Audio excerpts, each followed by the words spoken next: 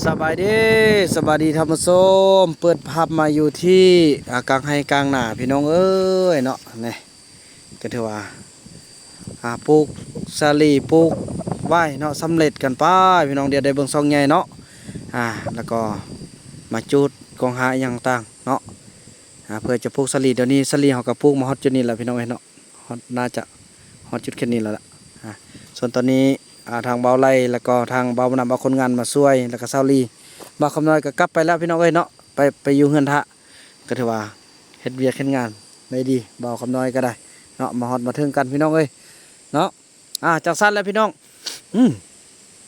คือมีกินอันใดแปลกๆพี่น้องเอ้ยลมมาทางนี้บ่โอ้ฝนก็ใกล้จะตกมาเนาะโอ้พี่น้องเห็นแล้วนี่พี่น้องดุกเดือพี่น้องเอ้ยบ่ฮู้ว่าทางฝั่งไทยเอิ้นว่าจังไดเนาะโอ้ว่าแล้วมีจูจีบ่เนาะกำลังเม่นเด้พี่น้องเอ้ยสิพาลูกไปเอาจูจีก่อนพี่น้องนะนี่ก็แคมหน้านี่ก็ทางเคยไล่เนาะเอาอันนั้นมาปลูกแล้วพี่น้องเอ้ยหัวสิไข่มาปลูกแล้วน้องป่าเฮาเนาะไปเบิ่งกันอันนี้ก็จะได้มาปลูกสาลีอีหยังต่างพี่น้องเอ้ยเนาะปีต่อไปเพิ่นละจึงเฮ็ดนะพี่น้องย่าไล่เอาแถวว่าเฮ็ดได้ร้อนเนาะบัดนี้อันนี้มันกล้วยน้ำเด้นี่นะนี่กล้วยน้ำเด้นี่ไปจ้วงใบเด้นี่โอ้อันนี้ก็แกล้งได้เด้พี่น้องเอ้ยเนาะบ่ฮู้ว่าทางฝั่งไทยเขาเอิ้นอีหยังอันนี้แต่ว่าทางฝั่งลาวเขาเอิ้นว่าดุกเดือผู้พี่น้องเอ้ยเนาะแต่ที่พวกเขานำมานี่มีกินนี่ก็คือดุกเดือแม่เป็นดอกมีกินแล้วมีจุจี้เข้ามานะพี่น้องเอ้ยเนาะโอ้อันนี้นี่กล้วยน้ำเด้นี่นะเห็นบ่นี่กล้วยน้ำพี่น้องเอ้ยกล้วยน้ำว้าเนาะจะได้ก้นไปปลูกโยนส่วนหน่อยของจุไอยงบอกโอ้เดี๋ยวนี้อันนั้นได้พี่น้องเอ้ยได้ยินข่าวแล้วโอ้พี่น้องกำลังเม่นนี่กำลังเม่นพี่น้องเอ้ยเนาะโอ้มือค่ำนี่ชุจีเข้ามาแล้วนี่เม่นขนาดพี่น้องเอ้ยเนาะโถเม่นแต่ว่าจี้พอทันเข้าเถอะถ้ามีห้อยกินได้แล้วก็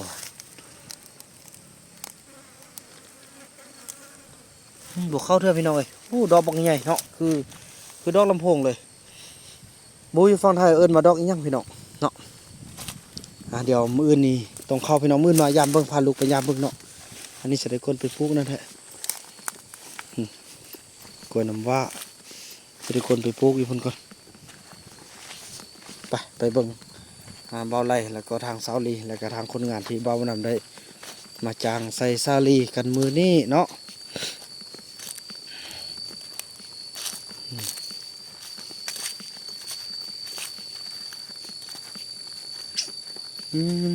งานออกไล่พุดเลยพี่น้องเอ้ยจังใดเนาะ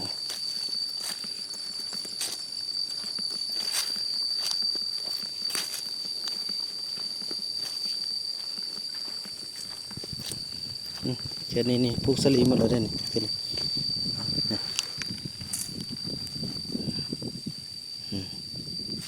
ปลูกสลีหมดแล้วพี่น้องเอ้ยข้าวโพดเนาะเอาไว้เลี้ยงไก่ในปีต่อไปแล้วก็ขายเป็นสินค้าให้เขาเจ้าเนาะบ่าวพนำก็ชี้จ้งไว้แต่หุ่นฝนกำลังมาแล้วพี่น้องเอ้ยบ่าวพนำก็ชี้จ้งไว้แต่โตที่เลี้ยงไก่ส่วนเลือดนั่นก็ขายให้เขาเจ้าเนาะเพราะว่าจะเอาเงินไปให้ค่าดุดนี่ได้พี่น้องเอ้ยทุกอย่างเลยนี่นะบ่ได้ฮือได้เอารถฟอร์ดว่าไทยอันนี้การรถจกเอาลงแล้วเนาะกาทางแม่นางแล้วก็พ่อเสเนาะเป็นผู้เป็นเจ้าภาพเนาะแล้วก็ทางน้องปลาทางย่าแม่เจียวอนแล้วพอสติบอนเนาะก็ถึกอยู่ทั้งหมด14 ล้านอันนี้4 ล้านเนาะแม่นางเฮาแม่นางเฮา4 ล้านแม่เจียวอนแล้วก็พอสติบอนจำนวน10 ล้านพี่น้องเอ้ยเนาะ500 เหรียญเนาะ10 ล้านไปไปเบิ่งอันนี้ถือว่าใส่หมดละพี่น้องเอ้ยใส่สลีหมดละ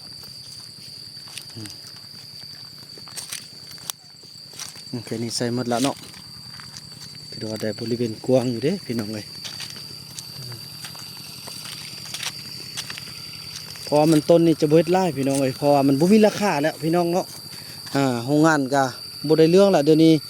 ปีกายในโลละ 2,000 กีบปีนี้น่ะโลละ800กีบละเดี๋ยวนี้โอ้พี่น้องเอ้ยเนาะแต่ปลูกแต่โน่นที่เฮาไทยหั่น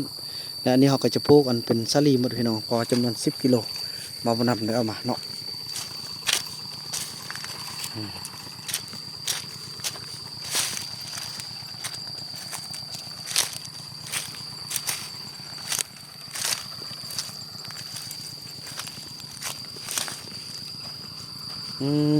เอ้านี่ป้องอีหยังนี่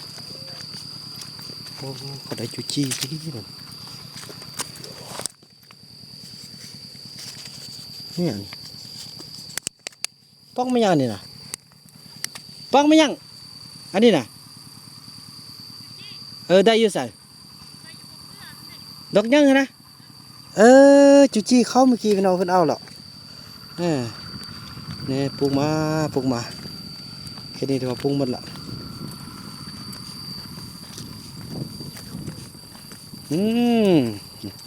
ปลูกสาลีเนาะโอ้ย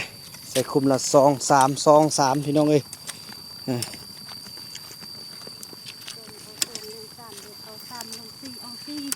โอ้บุลงได้4นะหา3ซึ่งสุด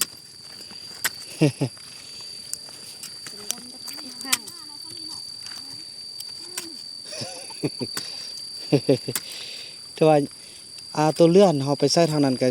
ได้ไล่เติบอยู่กันเนาะ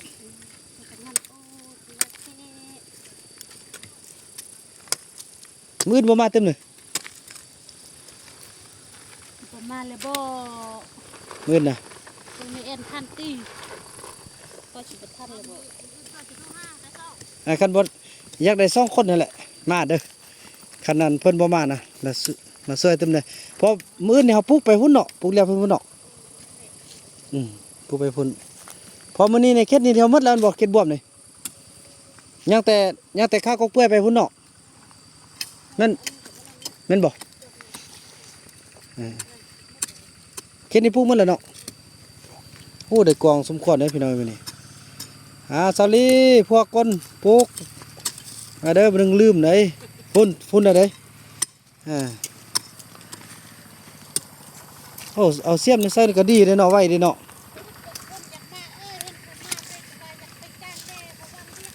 น่ะเอาตึมเพราะว่ามันอยากให้มันหมดอันเสื้อสาลีหั่นนะป้าด้นกับบุดีก็เนาะเสื้อสาลีเนาะ3 คนวะ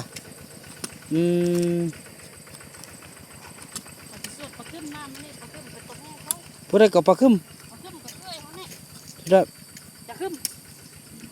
อันแม่ไม่โอนนะเอาขออีแม่น่ะนี่จ้างอันนี้น้องล่านี่มานี่มันไอ้นอกกันหมดหุ้นต่างกันเนาะ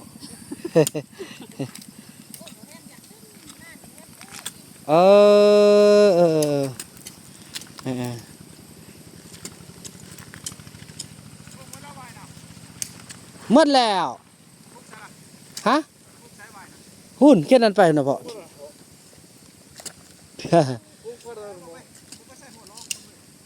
ลูกกวดไปหมดแล้วนะเดี๋ยวนี้นะไม่ก็พ่อไม่น่ะไม่ผู้ใดน่ะทำมาเอาได้บ่นึงสลีออกเลยมันบ่มีทางแล้วได้ได้ตึม3-4 มื้อนี่ออกแล้วได้สลีนี่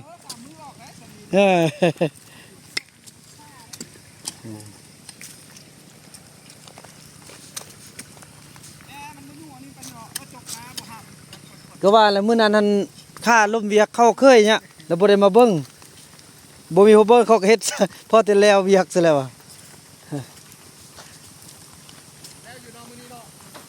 ได้ละเติบมื้อนี้นะนี่มื้อสืบต่อเรื่องบ้านก้นก็บ่ดีเพิ่นกี่เพราะอันคือเกินน้องแง่นะ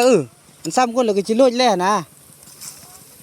เรื่องบ้านก้นกันมื้ออื่นเพิ่นสิยังมาซ้ำแต่ว่าเสื้อสลีเฮามันบ่ยังง่ายเลยพี่น้องเอ้ย ก็เลยสิเอาเออในสร้าง เสาลีใส่ที่เขาบอกได้หลายโอ้หลับสร้าง น้องลี่น้องจับเสียมซักคือเพิ่นบ่เป็นเนอะ เป็นจังบ่ไหว แม่น ไปจักไปเสื้อก็ไปนะ มื้อนี้น้องกินมา ไปนำคนเฮา เออเออ ไปจักมา พอมื้ออื่นเฮาบ่มีเวียกแล้วเด้เนาะสู้ไปส่งไอ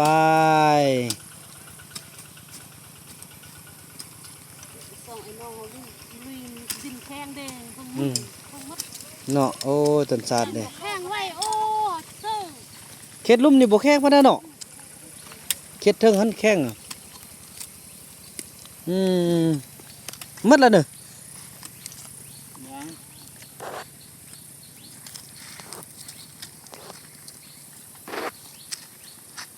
จ้างคนมาขายหญ้านี่วะค่าวะ 16 ที่ดอนเสียบ่ เขาไล่แนวใดเนาะ ว่าจากคนมาทางยาวนี่กับคนมาเป็นมือขยัน เนี่ยหญ้านี่ ขยันบุญมาก บ่ได้เสีย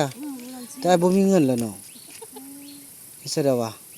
แต่ว่าย่า เขาก็ไล่คุยละแสนสอง ฉันเศร้าเนอะย่าฉันมาค่าแล้ววันที่25อันจ่ายเงินได้บ่พอเงิน YouTube ออกนะ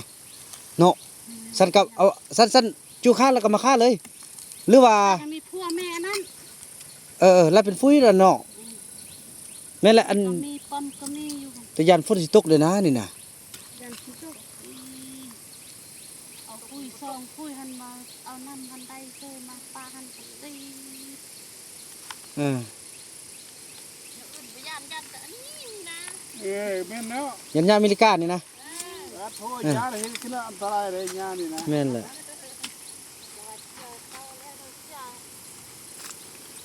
บลอนจ้างคนแหงมัดไล่ก็คิดยาก อันจากคนมือละพูดละ200นี่มันละก็สิยา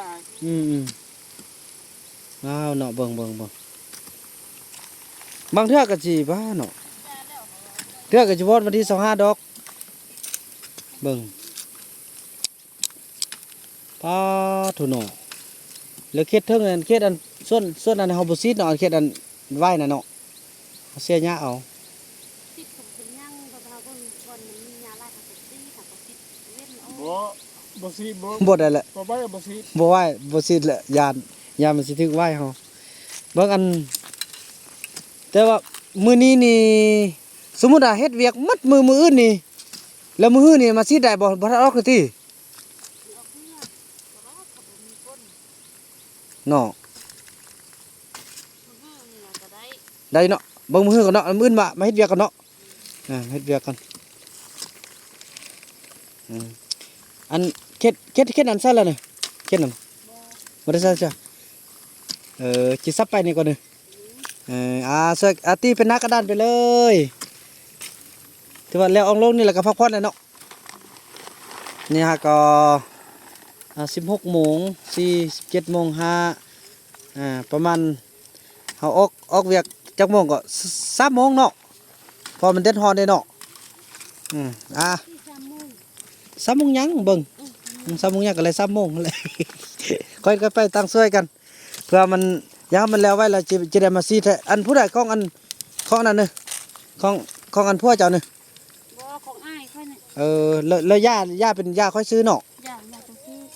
เพิ่นเอิ้นย่าหยังวะฮึ อย่าดุซึม ย่าดุดซึมนึ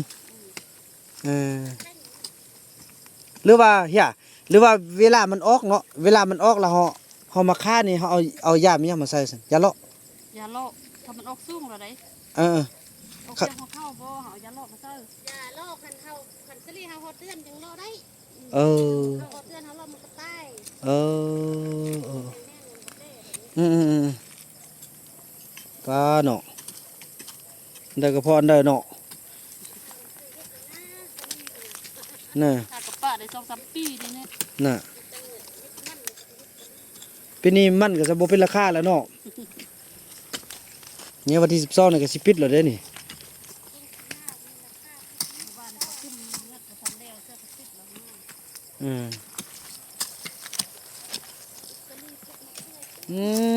อันนี้โอ้คูสร้างคูซ่า โอ้ซาลีนี่ใส่บ่เป็นเนาะอันนี้นี่ตัดสินใจแล้วเฮาจะบ่มาเฮาเฮ็ดบ่อนเอาไว้หาหนอเฮาไว้หาหนอแล้วก็สิบอกทางบ้านเพิ่นประกาศทางบ้านเพิ่นว่าบ่ห้าเพราะว่าจงไว้ให้พอตรงเรื่องเฮาเพื่อบ่ให้เขาได้ไปหาอยู่หากินไกลพอสงวนไว้เนาะเพราะว่ามันเพิ่นมอบทุกอย่างให้พอตรงเรื่องละพี่น้องเอ้ยบ่แม่นดินร่วมเลยเด้เป็นดินของพอตรงเรื่องละบัดนี้สิได้บอกเพิ่นคันแม่นยาดูดซึมนี่ตายหมดแล้วนี่เนาะ ซื้อยาคาเครือทงนึงยาคาเครือย าเครือก็มีเห็นบ่ ยาคาเครือผสมคาเครือ ผสมเหมือนกระต่ายนำกันหมดเลย เป็นกันเบิด เออ ทำบ่ต้อยยันบ่ต้อยเครือนะ จะได้ว่ากันจังแต่ว่าบ่มีเงินแท้ๆพี่น้องเอ้ยเนาะคันมีเงินสิได้ซื้อมันยังสิได้ซื้อยาซื้อหยังเบิ่งตัวจริงก่อนเนาะเบิ่งเฮ็ดแล้วก่อนเนาะบางเทื่อมีผู้ใหญ่ใจดีเพิ่นช่วยเนาะไปว่ากันถ้าต้องการหลายเติบเด้พี่น้องเอ้ยเนาะยานก็เป็นและเป็นทุ่งเลยเนาะยาเนาะ เลยเป็นทง ยาฝุ่นนึ โอ้ยันขึ้นเป็นน้ เป็นน้ำนึเป็นกล้องประมาณจักตุกเนี่ยทั้งหมดนี่นะ ำต้องทุกข้อนึงทุกน้อยก็ได้ทุกน้อยก็ได้ซิ่ง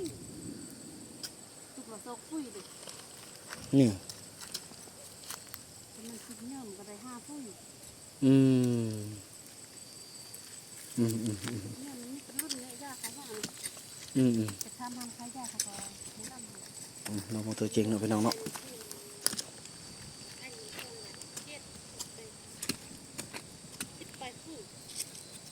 ใช้งบประมาณมอง3 ล้านพอแล้วพี่น้อยนี่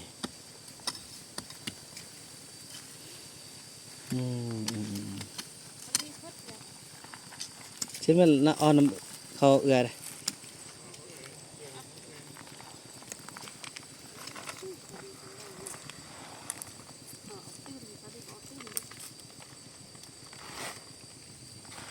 รุ่นนี้เนี่ยเม็ดน้อยเนาะได้เรื่องเนาะเขาเอาอันแต่อันตัวป้ายตัวยอดมานะมาเฮ็ดอันเสื้อนะตัวอยู่เทั้งหัวน่ะเนาะ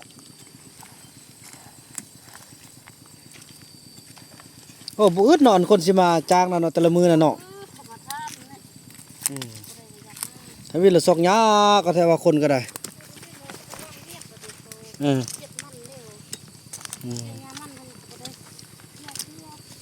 นั่นแหละก็จะได้ใส่ดูดซึมคันบ่ใส่ดูดซึมมันบ่แพ้ยาเด้อนี่แม่นเด้อหลีบ่แพ้อันบ่เสียยาบ่รอดมันบ่สลีเสียเอาแวกเสียพาเสียก็ได้ติสิร้อนบ่บ่ร้อนโอ้บ่ร้อนก็จำเป็นเลยน้อง ตัวนี้เด้อ ผมเป็นว่าตัวไอ้เชียร์เนี่ยบอลอน บ่ร้อนแท้ เลย ๆพี่น้องพอต้องเรื่องเฮานะยังคือบ่เปลี่ยนแปลงคือซาลีนี่หมดเด้พี่น้องเอ้ยเนาะ ถ้าใต้รถเล็กในรถส่งก็นัก อืม เอาไปได้ทำไปอย่างนั้น อืมเนาะ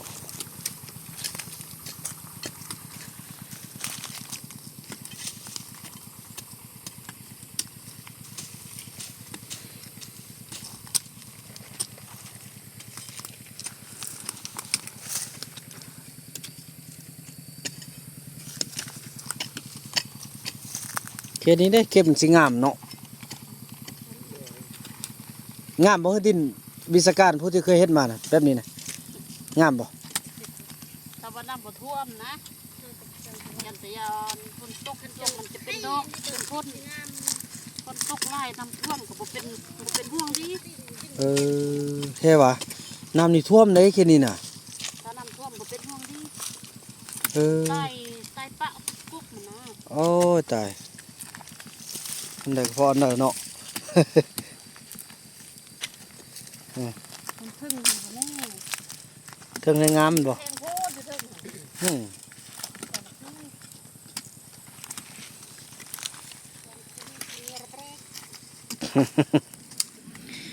ถือว่านั่นแหละพี่น้องเนาะถือว่าคลิปนี้บ่าวบรรณจะขออนุญาตจบคลิปกันซ้ำนี้ก็เนาะหุ่นฟ้าลมฝนกำลังจะมาแล้วพี่น้องเอ้ยพอดีมาใส่ไหว้เฮาเนาะถือว่าคลิปนี้บ่าวบรรณขออนุญาตกล่าวคำว่าสบายดี